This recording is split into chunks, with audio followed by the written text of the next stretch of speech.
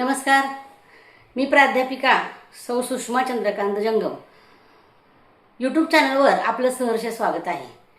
आज मी आपणाला वटपौर्णिमा या सणाबद्दल माहिती सांगणार आहे। वटपौर्णिमा म्हटलं की आपल्या डोळ्यासमोर पहिल्यांदा जी येते ती स्त्री येते।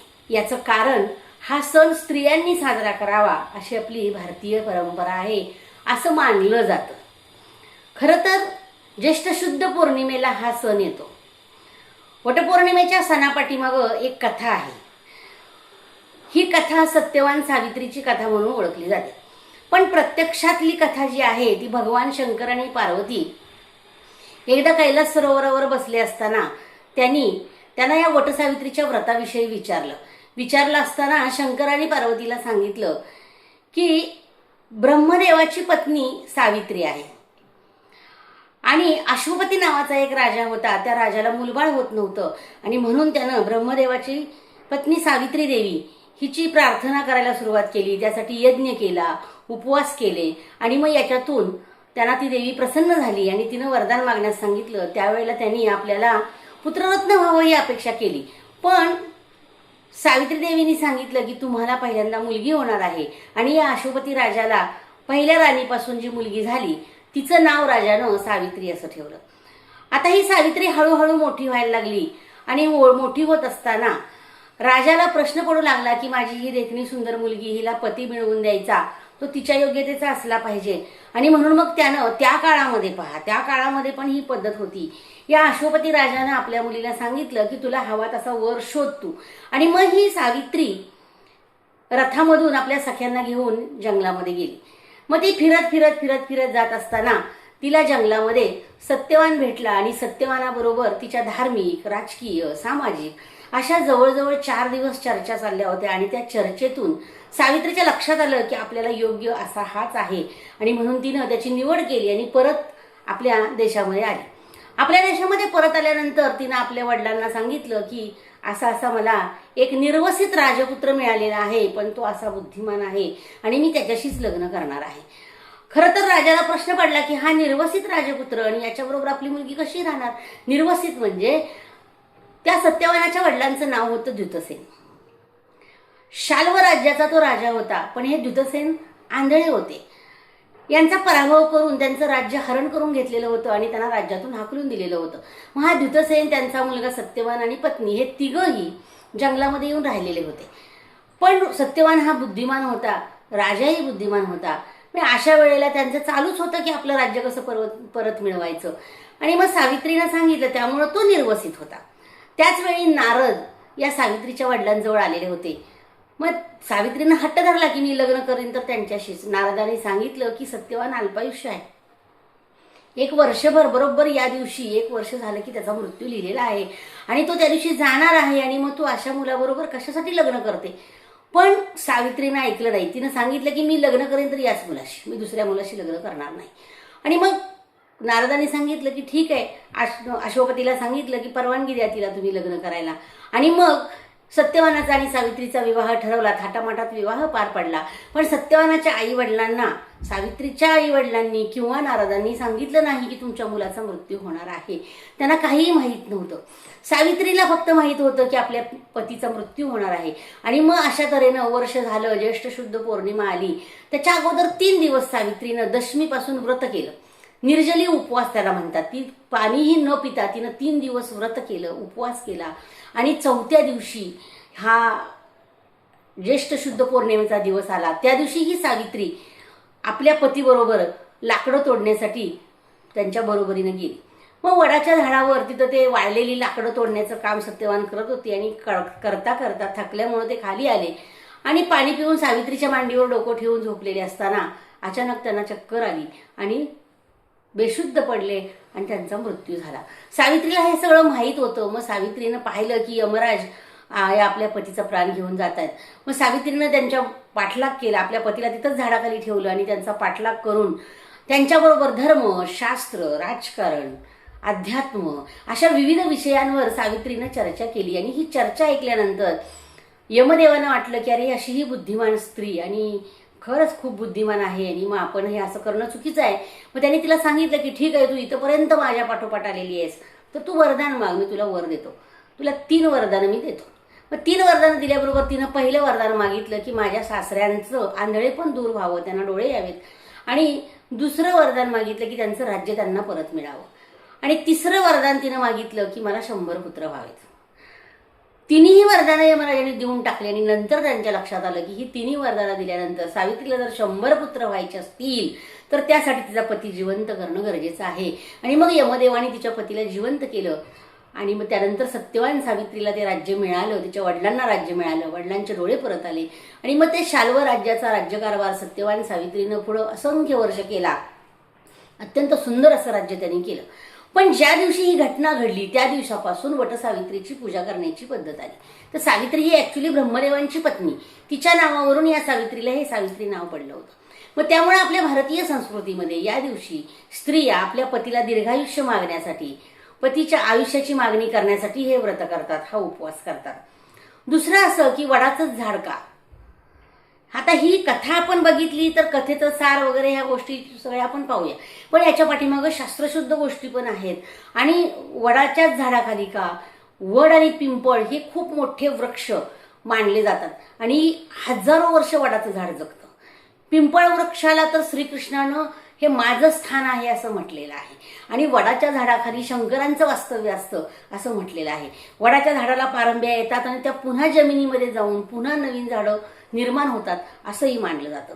मग हे वडाच्याच झाडाची पूजा का करायची याच्या पाठीमागं पण शास्त्रीय परंपरा आहे. सत्यवान सावित्रीची कथा ही व्रतवैकल्यांमधली एक कथा आहे. कथेचा भाग छान आहे कारण सत्यवानाला वडाच्या झाडाखाली ठेवून सावित्री गेली. वडाचं झाड मोठ्या प्रमाणात ऑक्सिजन सोडतं आणि बाष्प सोडतं, त्यामुळे त्या झाडाखाली बसल्यानंतर शांतता आणि ऑक्सिजन मिळतो, म्हणजे शीतलता, थंडावा मिळत असतो. त्यामुळं त्या आणि ऑक्सिजन मोठ्या प्रमाणात मिळतो, त्यामुळे या सत्यवानाचे प्राण परत, शास्त्रीय दृष्टिकोन बघायला गेलं तर त्यामुळे या सत्यवानाचे प्राण परत आले असावे. आपण शास्त्रीय आजच्या काळात जगणारी माणसं आहोत याचा विचार करूया. दुसरं असं की वडाचं झाड खूप वर्ष जगतं, याच्या पानांचा उपयोग केला जातो. वडाच्या झाडाचा चीक जर पायाला भेगा पडल्या असतील तर त्याला लावला जातो. वडाच्या झाडाच्या पारंब्याचा रस काढला तर, रस काढून दिला तर उलटी, मळमळ या गोष्टी कमी होतात. वडाच्या झाडाच्या पारंब्यांचा उपयोग केला जातो. इतकंच नाही तर मुळ्यांचा उपयोग, म्हणजे मूळ जे असतं त्या मुळ्यांचा उपयोग सुद्धा पूर्वी गर्भवती स्त्रियांना औषध म्हणून दिला जायचा. तर असे असंख्य उपयोग या वडाच्या झाडाचे. याशिवाय ते झाड वाळल्यानंतर आपल्याला ते लाकूड देतं, त्या लाकडाचा उपयोग केला जातो. सावली देतं, शीतलता देतं, या सगळ्या गोष्टी हे वडाचं झाड देतं आणि हजारो वर्ष जगतं. असं म्हणतात की आता या जगातनं वडाची आणि पिंपळाची झाडं कमी झाल्यामुळं जमिनीमध्ये खोलवर जे आपण बोरिंगला पाणी काढतो, म्हणजे बोरला जे पाणी लागतं ते मिळणारं पाणी हे वडाच्या आणि पिंपळांच्या झाडामुळं लागतं. कारण जमिनीमध्ये खोलवर या झाडांची मुळं जातात, हजारो वर्ष हे झाड जगतं आणि खोलवर पाणी साठवून ठेवण्याची क्षमता या झाडांच्या मुळं असते. त्यामुळे ही वडा पिंपळाची झाडं असणं अत्यंत गरजेचं आहे. पूर्वीच्या काळी अशा प्रकारची झाडं लावण्याची पद्धत होती. वडा पिंपळाची झाडं मोठ्या प्रमाणात लावली जायची, त्याचं कारणच ते होतं. दुसरं, सावली सुद्धा खूप मोठ्या प्रमाणात ह्या झाडांची पडते आणि ही झाडं देतात, त्यामुळे वडाच्या झाडाला अनन्यसाधारण महत्व आहे. दुसरं की या दिवशी आपण पूजा करतो, मग तिथं आंब्याचं फळ, या सीझनला मिळणारं आंब्याचं फळ आहे म्हणून त्या आंब्याच्या फळानं ओटी भरली जाते. सूत गुंडाळलं जातं, म्हणजे सुती दोरा 7 फेऱ्या मारून त्या वडाच्या झाडाला पतिव्रता स्त्रिया किंवा लग्न झालेल्या स्त्रिया त्या वडाची पूजा करून त्याला दोरा गुंडाळतात.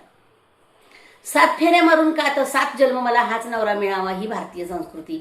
हा दोरा याचं प्रतीक आहे, म्हणजे मुळाशी शिवतत्व आहे असं मानलं जातं आणि हे थंड राखण्याचं काम शिवतत्व आणि सूत यांचा मिलाप झाला तर सकारात्मक ऊर्जा निर्माण होते आणि शीतलता निर्माण होते आणि म्हणून तो दोरा गुंडाळण्याची पद्धत वडाच्या झाडाला आली. अशा प्रकारची बरीच शास्त्रीय कारणे याच्या पाठीमागं आहेत. भारतीय संस्कृती खूप मोठी आहे.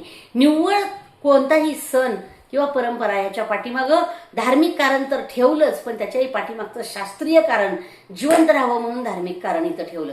म्हणून ह्या वडाच्या झाडाची पूजा करण्याची पद्धत भारतीय संस्कृतीमध्ये आली. दुसरं असं की गीतेमध्ये 10वा अध्याय स्पष्टपणे आहे तो विभूती योग आहे आणि याच्यामध्ये वृक्ष, पशु, पक्षी, मानव या सगळ्यांबद्दलची माहिती सांगितलेली आहे आणि पशुपक्षी प्रत्येकाला, आपली भारतीय संस्कृती प्रत्येकाला देवत्व मानते, प्रत्येकात देव मानते. देव पहा, सृष्टीमध्ये असणाऱ्या प्रत्येक गोष्टीला देवता मानते, प्रत्येकात देव पाहायला सांगते. याचं कारणच ते आहे की त्यामुळे तुम्ही नमस्कार करालच, पण त्याबरोबर त्याचं रक्षण कराल. हे त्या पाठीमागचे हेतू आहेत आणि हे आपण लक्षात घेत नाही. आजच्या काळामध्ये आपण बघतो की या वटवृक्षाचं महत्त्व समजून घेण्यापेक्षा कर्मकांड करण्यामध्ये जास्त हे वाहत चाललेला समाज आपल्याला पाहायला मिळतो. पूजा करावीच, करू नये असं नाहीच आहे. या दिवशी आपण वडाची नुसती पूजा करू नये तर वडाचं झाड लावावं असं मला वाटतं. एक तरी वडाचं झाड जर प्रत्येक स्त्रीने या भारतातल्या लावलं तर पहा किती वडाची झाडं येतील. पण आपण उलटं करतो, वडाचं झाड मिळत नाही म्हणून शहरांमध्ये तर झाडाच्या फांद्या आणून त्याची पूजा केली जाते आणि नंतर ती फांदी टाकली जाते. पण लक्षात घ्या की वडाच्या झाडाची फांदी तुम्ही जर काढून आणलीत, एकतर आणूच नये कारण त्याचा नाश होतो. पण जर आणलीच असेल तर ती काढल्यानंतर एवढं छोटी छोटी एवढीशी अशी फांदी आणू नये, जाड फांदी आणावी. नंतर ती फांदी तुम्ही कुठेही रस्त्याच्या कडेला किंवा शेतामध्ये बांधावर वगैरे असं, किंवा रस्त्याच्या कडेला, शेतावर बांधात राहू द्या, विहिरीच्या कडेला किंवा रस्त्याच्या कडेला किंवा नदीच्या काठावर, ही जर फांदी तुम्ही नेऊन लावली तर ही वडाची फांदी लागते. वडाचं झाड लावण्याची गरज नाही, ही फांदी लागते. ही फांदी उगवते आणि नुसती लावू नये तर तिची जोपासना करावी. तर असं एक वडाचं झाड जर दरवर्षी प्रत्येकानं तोडण्यापेक्षा लावलं तर ही संख्या मोठ्या प्रमाणात होईल. आमच्याकडे एक सातारा जिल्ह्यामध्ये औंध नावाचं संस्थान आहे. त्या औंध नावाच्या संस्थानच्या राजानं आपल्या मुलीला ज्या गावामध्ये दिली त्या गावापर्यंत, औंधपासून त्या विसापूर नावाच्या गावापर्यंत रस्त्याच्या दोन्ही बाजूला वडाची झाडं आहेत. तुम्ही कधी तिकडं जा, दोन्ही बाजूला वडाची झाडं लावली होती. का तर माझी मुलगी सासरी जाताना तिला ऊन लागू नये हा हेतू होता. म्हणजे त्या काळातली माणसं ही तत्व पाळत होती. आज आपण बघतो की मोठ्या प्रमाणात भारतातला निसर्ग कमी होतोय, वृक्ष कमी होत आहेत.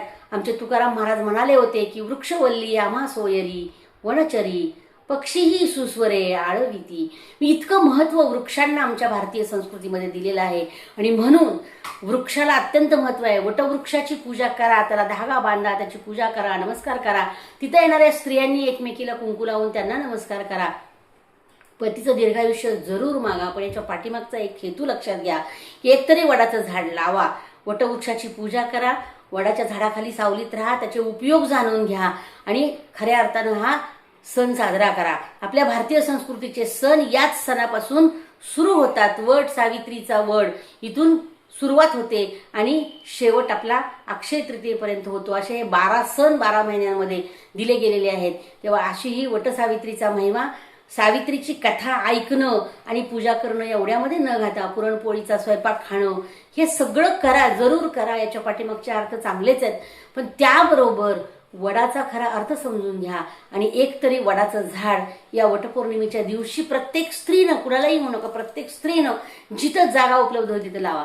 अन्यथा नाही मिळालं तर कोणत्याही वनस्पती, असंख्य वनस्पती, वृक्षांबरोबर वनस्पती आपल्या भारतीय संस्कृतीमध्ये आहेत आणि वनस्पतींनाही किंमत आहे. औषधी आहेत, इतर आहेत.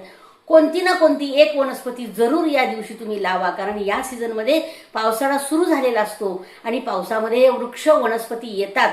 त्यामुळं कुठली तरी एखादी वनस्पती, नाही वड लावता आला तर कुठली तरी एखादी वनस्पती किंवा तुळस तरी तुम्ही जरूर आपल्या दारामध्ये लावा किंवा बाहेर लावा, बागेमध्ये लावा, नदीच्या काठावर जिथं तुम्हाला उपलब्ध होईल तिथं लावण्याचं काम करा. आणि हा वटसावित्रीचा सण खऱ्या अर्थानं साजरा करण्याचा प्रयत्न करा. धन्यवाद.